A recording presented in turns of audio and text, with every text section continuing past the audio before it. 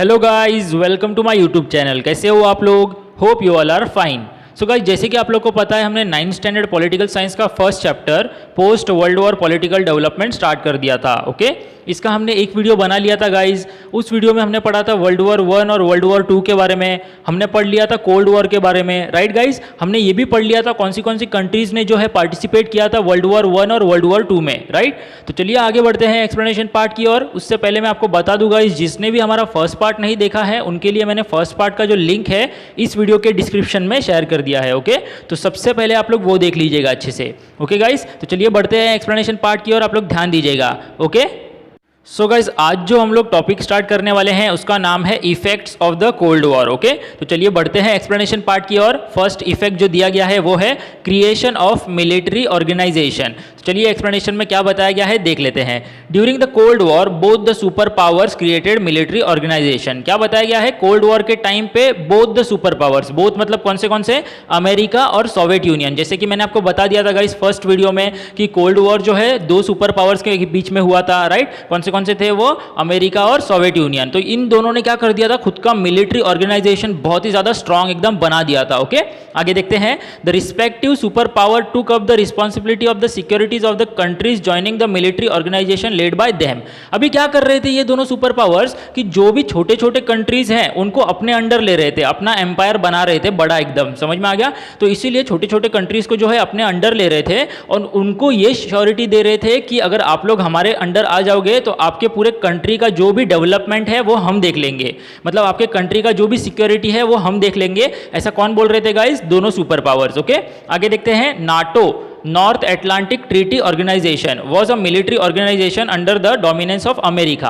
क्या बताया गया है? अमेरिका ने जो है ऑर्गेनाइजेशन बनाया था उसका नाम था NATO, North Atlantic Treaty Organisation. Okay, आगे देखते हैं। While the Warsaw Pact was a military organisation under the command of Soviet Union, और सोवियत यूनियन के अंडर जो ऑर्गेनाइजेशन था उसका नाम था वार्सो पैक्ट। समझ में आ गया गाइस? एक और चीज आपको बता देता हूं, वार्सो जो है एक सिटी का भी नाम है, ये कैपिटल सिटी है पोलैंड कंट्री का। ओके, और पोलैंड में सबसे लार्जेस्ट सिटी भी है ये। समझ में आ गया गाइस आपको? तो चलिए आगे बढ़ते हैं एक्सप्लेनेशन की ओर। What is your opinion? आपका ओपिनियन पूछा गया है, आपकी राय क्या है ऐसा पूछा गया है। Is there any correlation between the advances in technologies and world peace? क्या पूछा गया है गाइस? वर्ल्ड पीस के बीच में और जो भी टेक्नोलॉजी में डेवलपमेंट हो रहा है इन दोनों के बीच में कोई कोरिलेशन है क्या? तो गाइज इसका आंसर आपको भी पता होगा कि कोरिलेशन है ऑब्वियसली। क्यों? क्योंकि टेक्नोलॉजी की वजह से बहुत ज्यादा हार्मफुल वेपन्स भी बनते हैं गाइज, आपको ये पता होगा, राइट। तो वेपन्स बनने की वजह से क्या होता है, कभी भी कोई भी वॉर में जो है वेपन्स का यूज कर सकता है, तो इसके वजह से वर्ल्ड पीस जो है, मतलब हमारे जो वर्ल्ड के बीच में जो शांति है वो भंग हो सकती है, राइट गाइज। तो इसीलिए इसका पूरा रिलेशन है। समझ में आ गया गाइज आपको? नेक्स्ट क्वेश्चन देखते हैं। How can technology be used for human welfare? क्या बताया गया है? इंसानों के भले के लिए किस तरह से टेक्नोलॉजी जो है यूजफुल हो सकती है। तो गाइस इसका आंसर भी सेम ही है। जैसे टेक्नोलॉजी बढ़ता है, अच्छे अच्छे मशीन्स, अच्छे अच्छे गैजेट्स जो है वो बनते हैं, तो इसकी वजह से क्या हो जाता है, कोई भी जो हार्मफुल डिजीज है उसको हम लोग पता लगा सकते हैं, राइट। उसका क्योर क्या हो सकता है इजी से इजी वे में, ये भी हम लोग कर सकते हैं। ओके, तो ये सब जो है टेक्नोलॉजी की वजह से ही हो रहा है ना गाइस। ओके, चलिए आगे देख लेते हैं क्या बताया गया है। बायपोलराइजेशन ऑफ द वर्ल्ड। गाइस बायपोलराइजेशन मतलब होता है वर्ल्ड जो है टू पार्ट में डिवाइड हो चुका था। वो क्यों हुआ था? क्योंकि दोनों सुपर पावर्स अमेरिका और सोवियत यूनियन, इन दोनों ने जो है पूरे वर्ल्ड को जो है दो हिस्सों में बांट दिया था। जैसे कि मैंने आपको बताया था, अमेरिका और सोवियत यूनियन क्या कर रहे थे, छोटे छोटे कंट्रीज को जो है अपने अंडर ले रहे थे, राइट। तो इसी वजह से जो वर्ल्ड के अंदर जितने कंट्रीज है वो सब जो है दो हिस्सों में बट चुके थे, राइट गाइस। चलिए आगे देखते हैं एक्सप्लेनेशन में।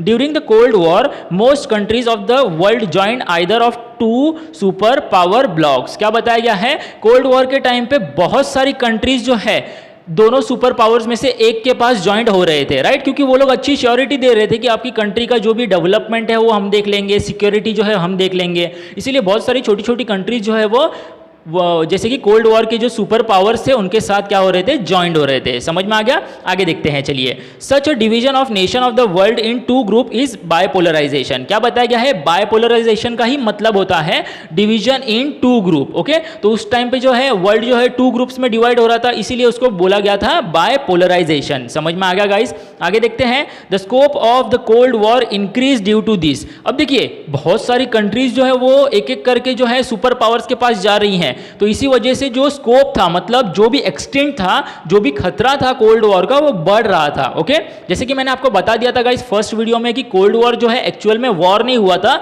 बट एक टेंशन टाइप क्रिएट हो गया था कि कभी भी वॉर हो सकता है। ओके, तो इसीलिए जो एक्सटेंट था वो बढ़ चुका था कोल्ड वॉर का। ओके, आगे देखते हैं। The sphere of tension spread, जैसे कि मैंने आपको बताया कि वॉर नहीं, लेकिन जो स्पीयर था टेंशन का, मतलब जो टेंशन का टाइम था वो लोगों में फैल रहा था। समझ में आ गया गाइस? तो चलिए बढ़ते हैं नेक्स्ट पेज की ओर, आप लोग ध्यान दीजिएगा। ओके, सो गाइस आप लोग यहाँ पे देख सकते हो कुछ एक्टिविटी दिया गया है हम लोग को। लेट्स डू दिस, देखते चलिए क्या बताया है। The Cuban missile crisis 1962 was an important event in the cold war period, find out more about this event. क्या बताया गया है? 1962 के टाइम पे जब कोल्ड वॉर हो रहा था उस टाइम पे एक क्राइसिस हुआ था, क्यूबन मिसाइल क्राइसिस। ये इंपॉर्टेंट इवेंट माना जाता है और इसके बारे में हम लोग को थोड़ा सा एक इन्फॉर्मेशन भी निकालने बोला गया है। तो गाइज मैं आपको फटाक से बता देता हूँ इसके बारे में क्या इन्फॉर्मेशन है। गाइज एक कंट्री था, उस कंट्री का नाम था क्यूबा। आज भी वो कंट्री है और उस समय भी वो था। तो क्यूबा जो कंट्री था वो एग्जैक्टली अमेरिका के नजदीक था। जैसे कि मैंने आपको बता दिया था कोल्ड वॉर जो है अमेरिका और सोवियत यूनियन के बीच में हुआ था। तो ये जो क्यूबा कंट्री है, ये क्यूबा कंट्री जो है वो एग्जैक्टली अमेरिका के नजदीक था।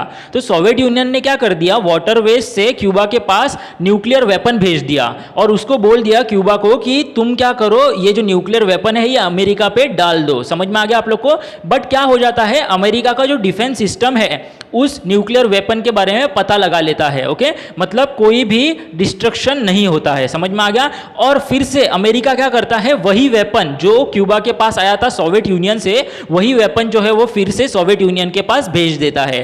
समझ में आ गया गाइस? यही वो इवेंट के बारे में हम लोग को बताया गया है। ओके, तो चलिए आगे बढ़ते हैं एक्सप्लेनेशन पार्ट की ओर। क्या बताया है देख लेते हैं। Do you know The communist revolution took place in 1917 in Russia and the Soviet Union came into being। क्या बताया गया है? 1917 में रशिया में कम्युनिस्ट रिवॉल्यूशन जो है पूरी तरह से फैल चुका था। ओके, और उसी टाइम पे सोवियत यूनियन जो है वो पावर में आया था, मतलब सोवियत यूनियन जो है बीइंग हुआ था। समझ में आ गया? आगे देखते हैं। In a short while the Soviet Union came up as a super power in international politics. क्या बताया गया है? एकदम कम समय में, बहुत ही कम समय में सोवियत यूनियन जो था वो सुपर पावर बन चुका था इंटरनेशनल पॉलिटिक्स में। मतलब उसकी पावर जो है इंटरनेशनल पॉलिटिक्स में बहुत अच्छे से स्प्रेड हो गई थी। ओके, बहुत ही कम समय में। ओके, आगे देखते हैं। But there were extreme differences of opinion, extreme differences of opinion between America and the Soviet Union. क्या बताया गया है? लेकिन अमेरिका और सोवियत यूनियन के बीच में डिफरेंसेस था। किस चीज का? ओपिनियन का। मतलब दोनों की सोच जो है पूरी तरह से अलग थी। ओके, फॉर एग्जाम्पल दिया गया है गाइज, आप लोग देख सकते हो। The USA was a democratic state. उस समय जो यूएसए था वो क्या था? डेमोक्रेटिक स्टेट था गाइज, मतलब डेमोक्रेसी थी यूएसए में। गाइज आज भी डेमोक्रेसी ही है। Okay, advocating capitalism, supporting capitalism. Advocating का मतलब होता है गाइज सपोर्टिंग। ओके, मतलब यूएसए सपोर्ट कर रहा था कैपिटलिज्म को। कैपिटलिज्म मतलब गाइज होता है कंट्री जो है थोड़ा प्रॉफिट बेसिस पे रन होता है। ओके, मतलब प्रॉफिट के ऊपर भी ध्यान दिया जाता है कंट्री में ताकि कंट्री का डेवलपमेंट हो। ओके, तो यूएसए जो था वो सपोर्ट किसको कर रहा था? कैपिटलिज्म को। वहीं पे सोवियत यूनियन एडवोकेटेड सोशलिज्म, लेकिन सोवियत यूनियन जो था वो सपोर्ट किसको कर रहा था? सोशलिज्म को। सोशलिज्म मतलब क्या होता है गाइस? कंट्री के लोगों के बारे में पहला सोचना। ओके, मतलब सबसे ज्यादा जो है सोशली लोगों के अंदर जो है सपोर्ट कर रहा था। क्या सपोर्ट कर रहा था? कौन सपोर्ट कर रहा था?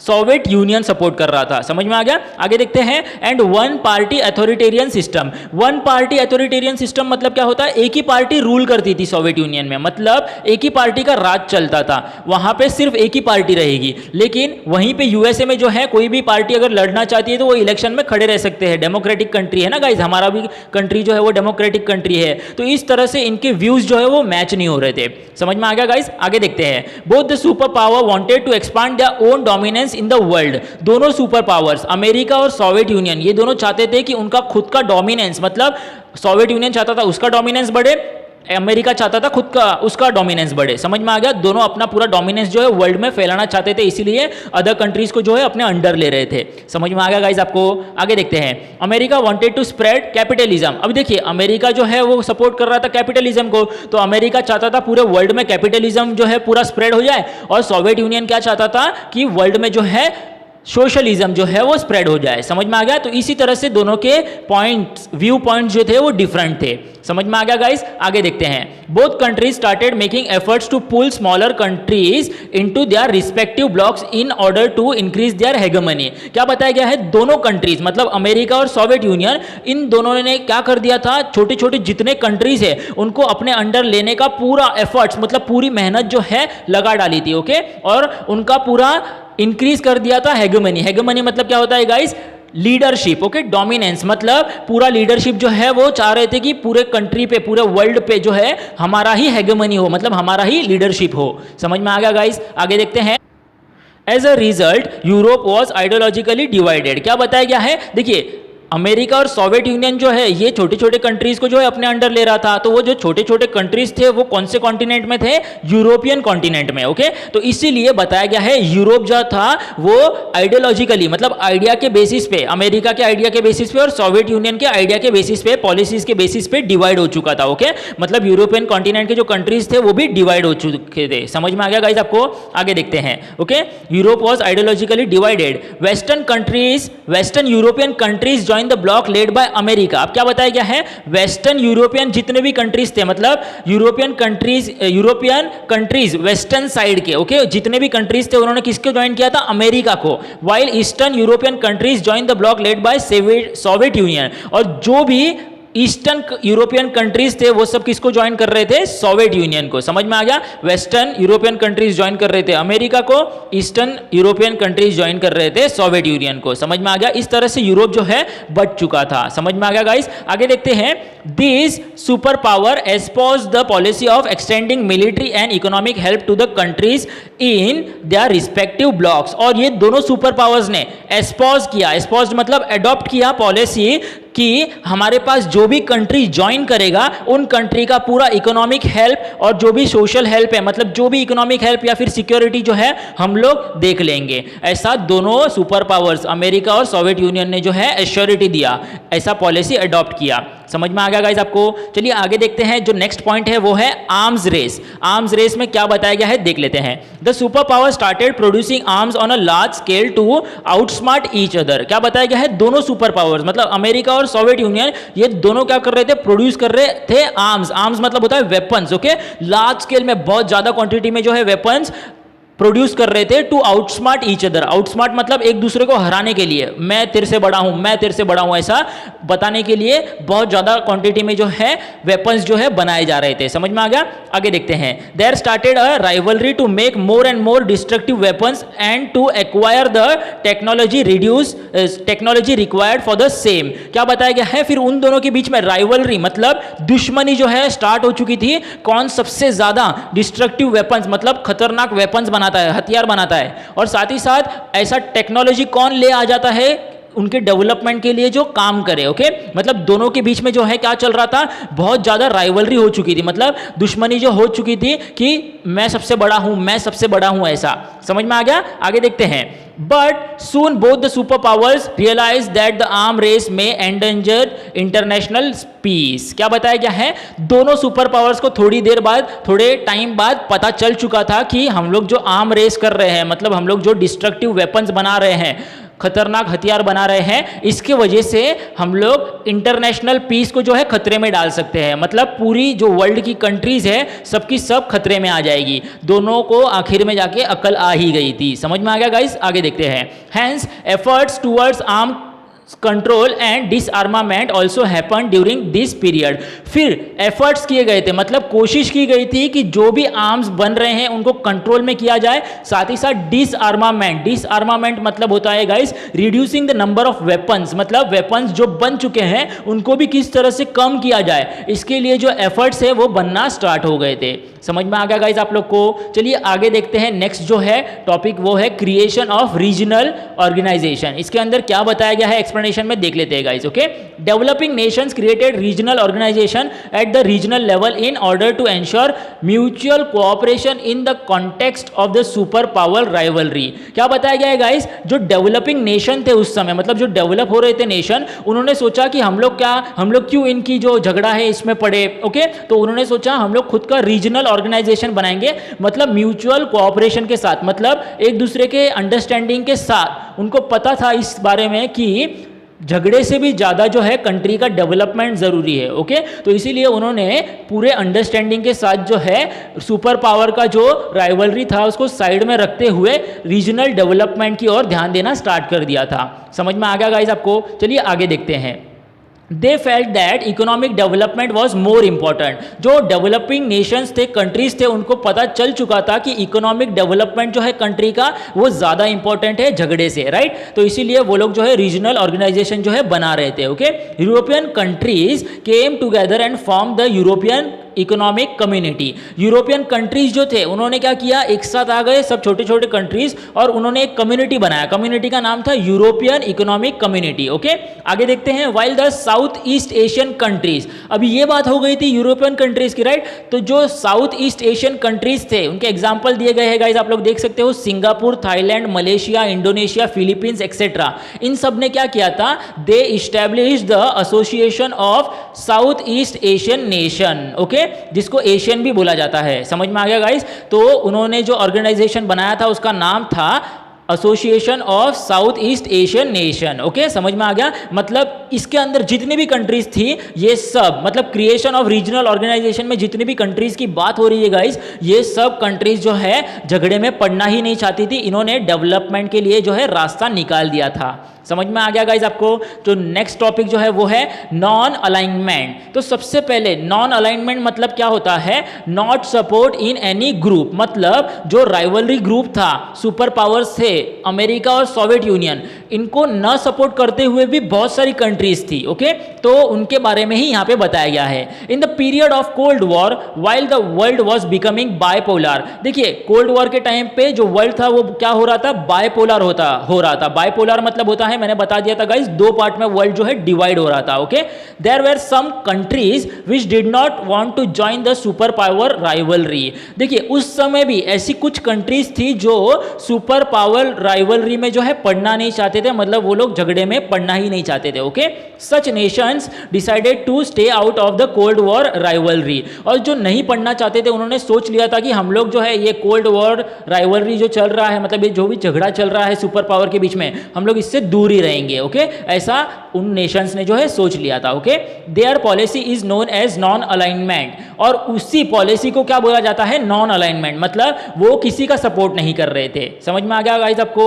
आगे देखते हैं। Non alignment was an important movement during the cold war. देखिए गाइस, जैसे कि कोल्ड वॉर जो था वो बहुत ही हार्मफुल सिचुएशन में लेके जा रहा था वर्ल्ड को, राइट। कभी भी वॉर हो सकता था और उस समय कुछ कंट्रीज ने इनिशिएटिव लिया था कि वो जो है सपोर्ट करेंगे ही नहीं जो भी राइवलरी हो रहा है उसको। तो ऐसा इनिशिएटिव जो है वो इंपॉर्टेंट माना जाएगा ही ना गाइस। तो इस इवेंट को जो है इंपॉर्टेंट बहुत ज़्यादा माना जाता है। समझ में आ गया गाइस आपको? तो चलिए आगे देख लेते हैं जो पार्ट दिया गया है नॉन अलाइनमेंट मूवमेंट, मतलब किस तरह से नॉन अलाइनमेंट मूवमेंट स्टार्ट हुआ था। ओके, तो चलिए देख लेते हैं क्या बताया गया है यहाँ पे। The Asian and African countries which become independent after the second world war supported the idea of non alignment। क्या बताया गया है, एशियन और अफ्रीकन कंट्रीज जो भी थे जो इंडिपेंडेंट हुए थे, मतलब जिनको इंडिपेंडेंस मिला था सेकेंड वर्ल्ड वॉर के बाद। गाइस, इसमें इंडिया भी आता है। आपको पता होगा इंडिया को भी सेकेंड वर्ल्ड वॉर के बाद ही जो है फ्रीडम मिला था, इंडिपेंडेंट हुआ था, राइट। तो जो भी कंट्रीज सेकेंड वर्ल्ड वॉर के बाद इंडिपेंडेंट हुए थे उन्होंने सब ने सपोर्ट किया था नॉन अलाइंड मूवमेंट को। मतलब वो सब जो है वो सब चाहते थे कि हम लोग सुपर पावर राइवलरी में जो है पार्टिसिपेट ना करें। समझ में आ गया गाइस आपको? आगे देखते हैं। This movement started from 1961 under the leadership of India's prime minister Pandit Jawaharlal Nehru. क्या बताया गया है गाइस, ये नॉन अलाइंड मूवमेंट जो है ये कब स्टार्ट हुआ था, 1961 को। गाइस ये डेट याद रखिएगा आप लोग अच्छे से। ओके, 1961 को जो है नॉन अलाइंड मूवमेंट स्टार्ट हुआ था और किसके under the leadership of India's prime minister Pandit Jawaharlal Nehru ji जो थे, इन्होंने भी सपोर्ट किया था नॉन अलाइंड मूवमेंट को। ओके, आगे देख लेते हैं। फिर president of Yugoslavia marshal Tito, कौन कौन सपोर्ट में थे नॉन अलाइंड मूवमेंट के? इंडिया के जो प्राइम मिनिस्टर थे उस समय वो, साथ ही साथ प्रेसिडेंट ऑफ यूगोस्लाविया कौन थे वो, marshal Tito. President of Egypt Gamal Abdel Nasser, ये भी जो है सपोर्ट में थे किसके, नॉन अलाइंड मूवमेंट के। Okay, president of Indonesia doctor Sukarno and prime minister of Ghana doctor Kwame Nkrumah, ये सब जो थे ये सब सपोर्ट में किसके थे?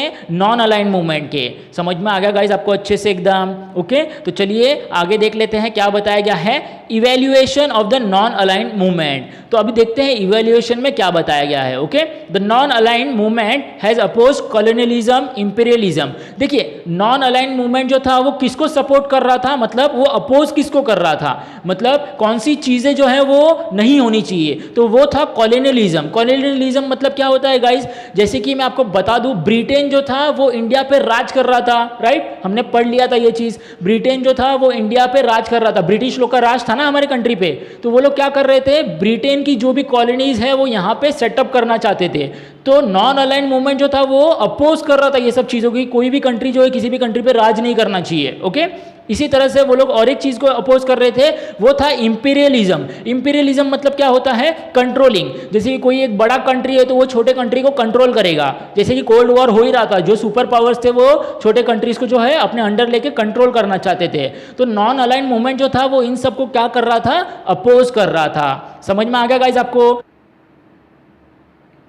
एंड क्या बताया गया है गाइज, रेसिज्म, मतलब ये लोग रेसिज्म को भी अपोज कर रहे थे। रेसिज्म मतलब क्या होता है, डिस्क्रिमिनेशन, मतलब जातिवाद के ऊपर डिस्क्रिमिनेट करना, कलर के ऊपर डिस्क्रिमिनेट करना, तो अब इन सब चीजों को जो है वो अपोज कर रहे थे। समझ में आ गया गाइज आपको? चलिए आगे देख लेते हैं क्या बताया गया है। It has encourage the resolution of international disputes by peaceful means. साथ ही साथ नॉन अलाइंड मूवमेंट जो है वो किसको सपोर्ट कर रहा था कि अगर कोई भी डिस्प्यूट होता है, मतलब कोई भी मतभेद होता है दो कंट्रीज के बीच में, तो वो रिजॉल्व कैसे होगा, पीसफुल मीन्स से, मतलब वो सॉल्व कैसे होगा, पीसफुल मीन्स से, मतलब बातचीत करके उसको सॉल्व किया जाएगा। समझ में आ गया गाइस? आगे देखते हैं। India led this movement under the guidance of Pandit Jawaharlal Nehru, और इंडिया भी सपोर्ट कर रहा था इस मूवमेंट को। और कौन गाइड कर रहा था इंडिया को? इंडिया के जो प्राइम मिनिस्टर थे उस समय, पंडित जवाहरलाल नेहरू। समझ में आ गया? आगे देखते हैं। India continued to actively support the movement afterward as well. फिर से इंडिया ने फिर से इस मूवमेंट को जो है सपोर्ट में रखा ही था, मतलब इंडिया इस मूवमेंट को सपोर्ट कर ही रहा था।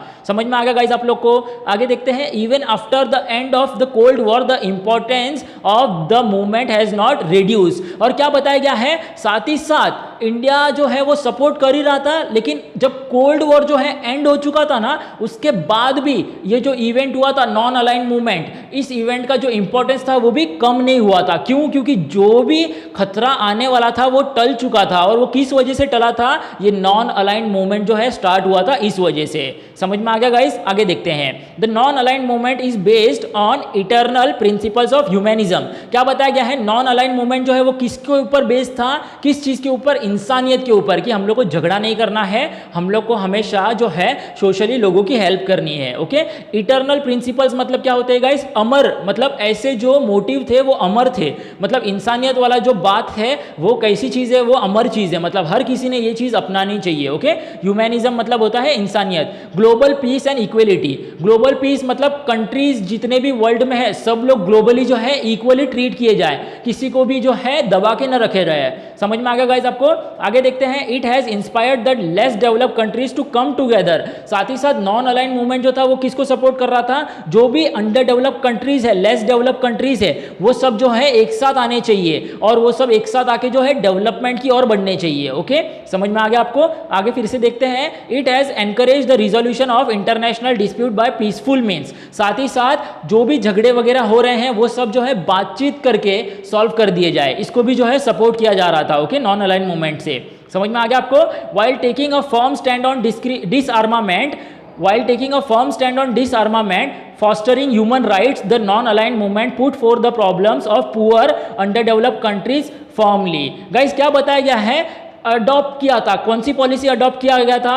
ह्यूमन राइट्स का पॉलिसी अडॉप्ट किया गया था, मतलब इंसानों को जो राइट है वो उनका पहला हक है। ओके, साथ ही साथ डिसआर्मामेंट कर दिया था, जैसे कि मैंने आपको बता दिया था, जो भी वेपन्स बने थे उन सबको जो है फटाफट क्या किया जा रहा था? डिसआर्म, मतलब उनका जो नंबर है वो कम किया जा रहा था। साथ ही साथ जो पुअर कंट्रीज है वो लोग जो अंडर डेवलप कंट्रीज जो है वो सब क्या करें? इंटरनेशनल पॉलिटिक्स में, मतलब इंटरनेशनल लेवल पे सर उठा के रह सके, मतलब वो भी जो है अपना कामकाज अच्छे से चला सके। समझ में आ गया? ये सब चीजों पे ज्यादा ध्यान दिया जा रहा था। समझ में आ गया guys. This movement made a demand of a new international economic order, और ये जो मूवमेंट था इसने एक चीज का डिमांड किया था, किस चीज का?